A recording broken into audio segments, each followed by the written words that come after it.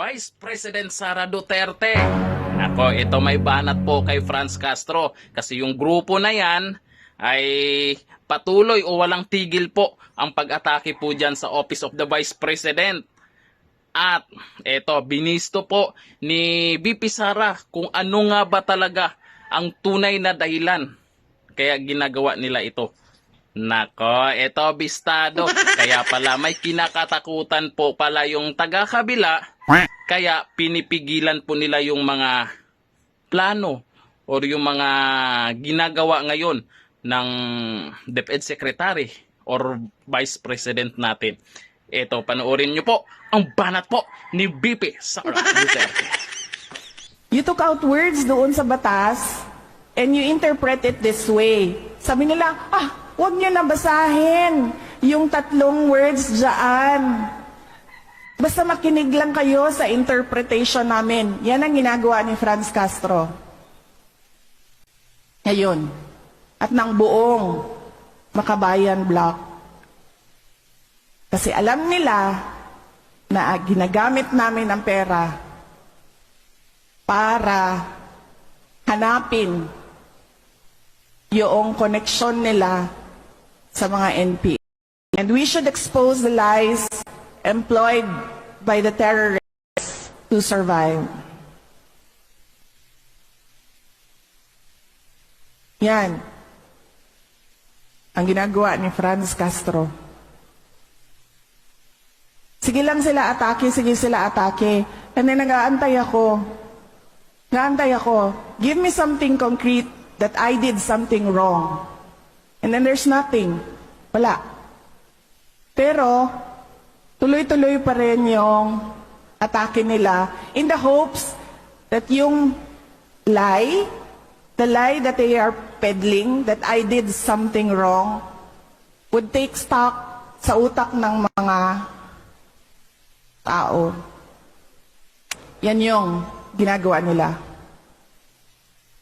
Kaya, naglabas na kami ng statement ngayon nagpasalamat na kami kay Congressman Estela Kimbo, nagpasalamat na kami kay ES, nagpasalamat na kami kay Secretary Gibo, nagpasalamat na kami sa mga nagsasalita. Pero sinasabihan namin sila privately, wag na kayo magsalita because there is no defending an attack that is meant to run paulit-ulit para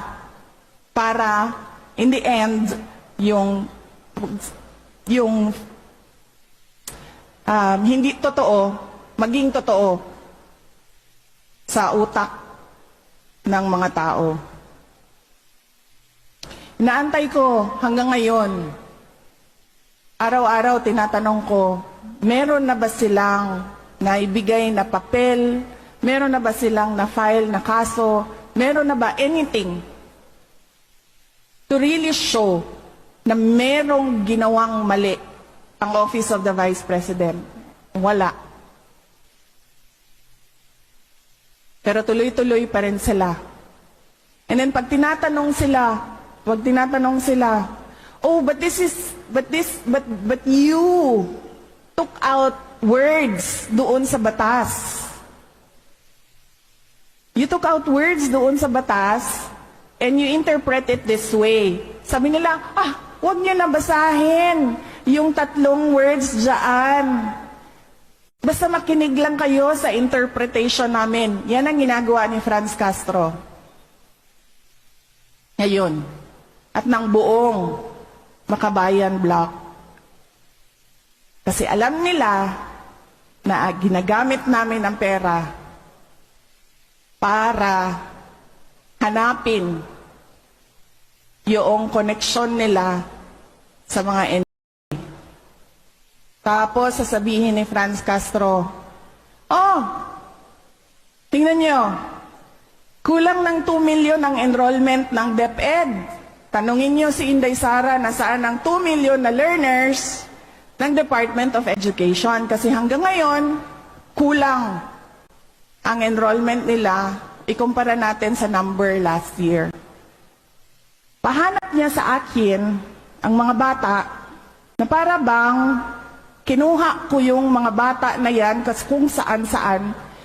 And take note, hindi ako yung may kaso ng kidnapping. Hindi ako yung may kaso ng human trafficking. Si Franz Castro, kinuha niya yung mga bata diyan sa Talaingod. Kasi ililipat niya doon sa Manila para mag-rally. Siya yung may siya yung may human trafficking. Hindi pa tapos ang isang buwan ng pagbubukas ng aming klase. Pinapahanap niya sa akin ang 2 million na para bang kinidnap ko yan lahat at ayaw ko sila mag-aral.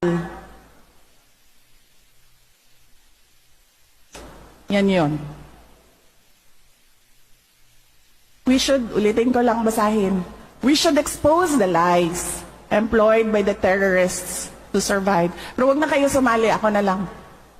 Ako na bahala. Nako, totoo kaya yan, yung sinabi po ni VP Sara. Nako, kaya naman pala na talagang nag-iingay po yung Makabayan Block ngayon. Kayo, saan kayo naniniwala? Diyan ka sa grupo ni Franz Castro or kay VP Sara Duterte? Hanggang dito na lang. Thank you. Bye-bye.